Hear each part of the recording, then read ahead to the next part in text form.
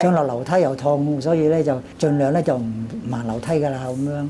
即係好少真嘅仔女好少出邊啦，變咗自己成日喺屋企或者喺附近行下就算㗎啦。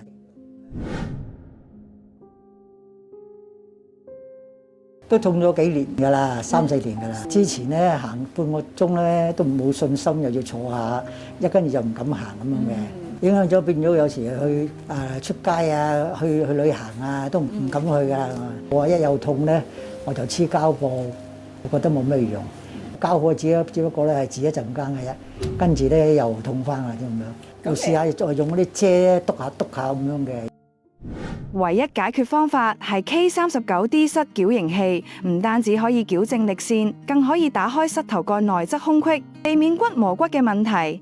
啱啱好彩睇到你哋個產品跟住試咗之後咧，覺得一路都好好喎，行起上嚟咧又唔係幾痛喎，跟住一路咁戴咗2年咧，而家覺得咧直情行路就唔痛啦，就可以去得旅行啊，周圍去都可以噶啦，好開心啊！